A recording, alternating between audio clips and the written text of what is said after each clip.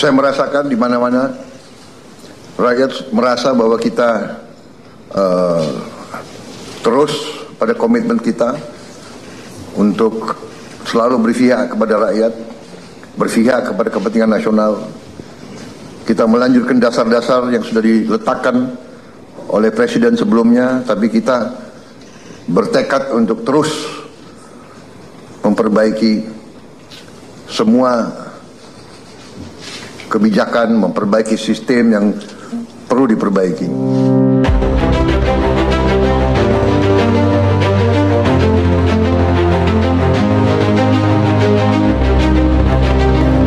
Ketegasan Prabowo Subianto lagi-lagi sukses membuat Uni Eropa ketakutan.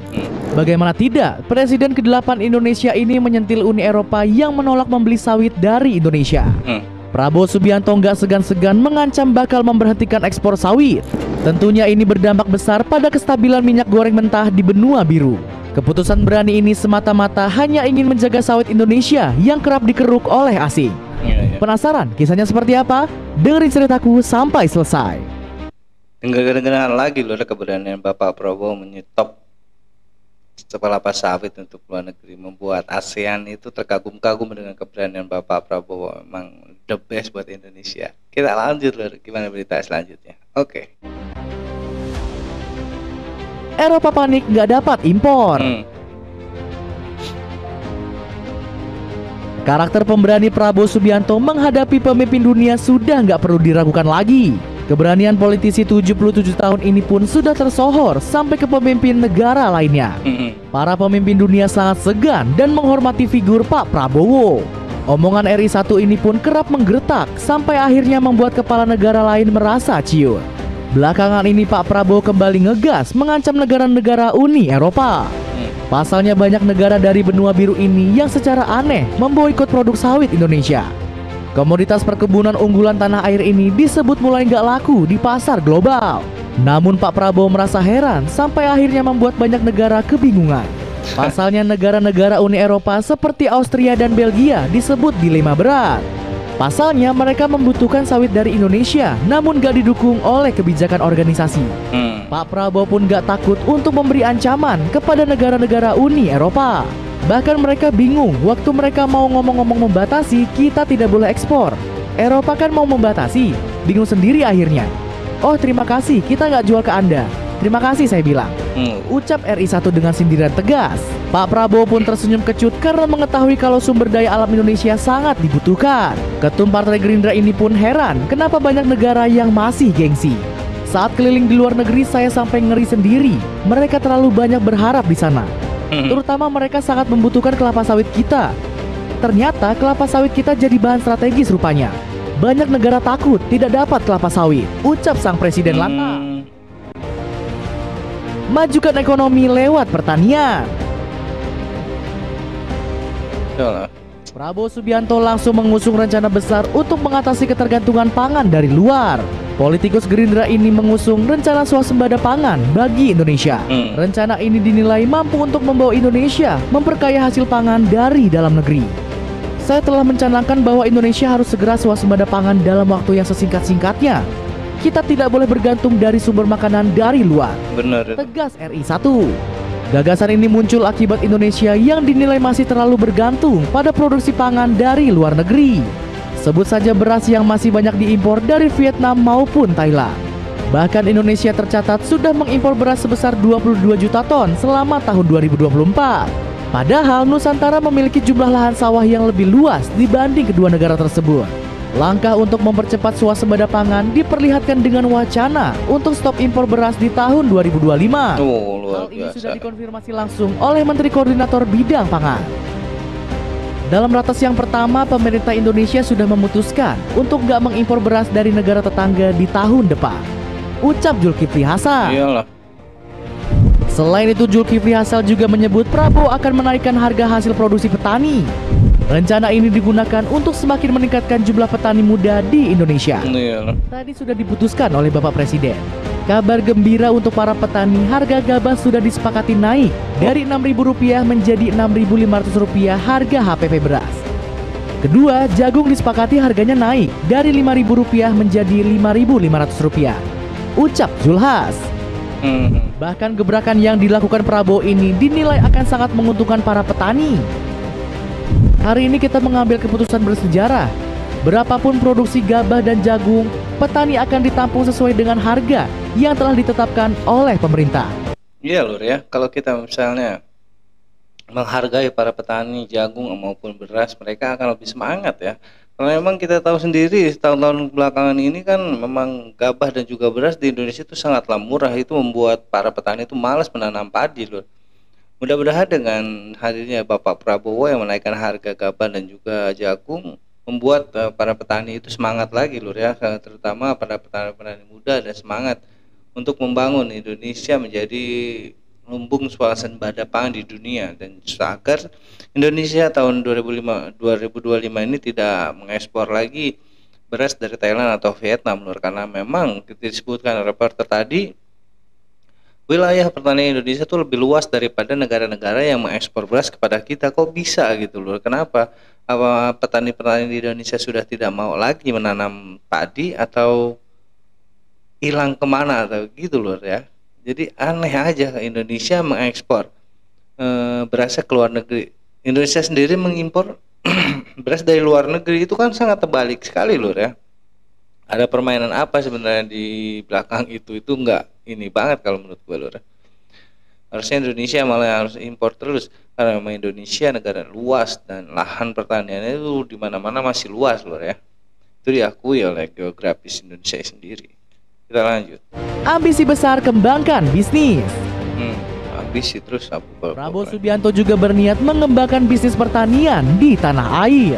Pasalnya politisi asal Gerindra ini memang dikenal sangat peduli dengan nasib para petani. Salah satu rencana besarnya terlihat dari Prabowo yang ingin memperluas lahan sawit di tanah air. Hal ini dinilai bisa membuat Indonesia meneliti minyak sawit menjadi bahan bakar diesel. Ditambah lagi hal ini sejalan dengan keinginan sang presiden yang ingin swasembada energi di Indonesia. Kalau terjadi hal yang tidak kita inginkan, sulit akan dapat sumber energi dari negara lain. Karena itu kita harus swasembada energi dan kita mampu untuk swasembada energi, ungkap Prabowo. Ditambah lagi Prabowo juga yakin kalau minyak sawit bisa menjadi lumbung ekspor Indonesia karena laris manis di berbagai negara. Banyak negara terlalu berharap ke Indonesia, saya sampai ngeri sendiri. Terutama mereka sangat membutuhkan kelapa sawit kita. Ternyata kelapa sawit jadi bahan strategis. Banyak negara itu takut tidak dapat kelapa sawit, jelas Prabowo. Selain itu pertanian tanah air juga dinilai Prabowo penting dalam menjaga kebutuhan dalam negeri. Pasalnya sang presiden yakin swasembada energi dan pangan adalah dasar kedaulatan bangsa. Karena upaya kita untuk swasembada pangan dan swasembada energi ini adalah kedaulatan. Begitu kita menjamin swasembada pangan kita dan insya Allah dalam beberapa tahun kita menuju swasembada energi, maka Indonesia siap untuk menjadi negara makmur, tegas Prabowo. Iya Lur ya, sebuah negara kalau misalnya mempunyai swasembada dan sendiri dan juga swasembada energi, tidak harus kita minta-minta atau membeli ke negara lain, karena kita memang punya itu semua sendiri Lur ya. Jadi tidak usah takut dan tidak tergentar oleh negara-negara lain yang tidak akan mengirimkan itu semua, karena kita memang negara besar yang punya itu semua Lur, tinggal kita pengembangan aja ya Lur ya. Dan ide gila dari Bapak Prabowo ingin menjadikan kelapa sawit menjadi bahan dasar dari biosolar, itu sangat luar biasa kalau menurut gue Lur ya. Kalau misalnya itu sampai terjadi ya, Indonesia akan menjadi lumbung swasembada energi yang sangat luar biasa kalau menurut gue di dunia Lur, karena memang Bapak Prabowo menciptakan kelapa sawit menjadi bahan bakar Lur, solar Lur ya. Kita lanjut. Tanggapan media asing. Gebrakan luar biasa Prabowo Subianto di sektor pertanian langsung disorot media internasional. Pasalnya media asing dibuat kagum dengan langkah hebat presiden kesayangan rakyat Indonesia tersebut. Sebut saja Vietnam Plus yang takjub dengan langkah swasembada pangan Indonesia. Media asal Vietnam ini memuji visi RI 1 yang ingin Indonesia jadi lumbung pangan di kawasan ASEAN. Pemerintah Indonesia melanjutkan program lumbung pangan atau food estate yang memainkan peran penting dalam memastikan ketahanan pangan nasional yang berkelanjutan dan membangun pusat distribusi pangan regional. Bunyi laporan Vietnam Plus. Media negeri tetangga lainnya juga ikut mengabarkan rencana besar Ketua Gerindra tersebut. Sebab ABC memberitakan swasembada pangan akan membuka peluang baru bagi pertanian di Australia. Prabowo ingin bekerja sama dengan Australia di bidang pertanian demi membentuk kemitraan serta mendapat nilai tambah dari produk pertanian, tulis media asal Australia tersebut. Selain itu, gebrakan Prabowo juga mendapatkan sorotan dari media Rusia. RIA Novosti menyebut meningkatnya kelapa sawit di Indonesia akan menjadi keuntungan bagi negeri beruang merah.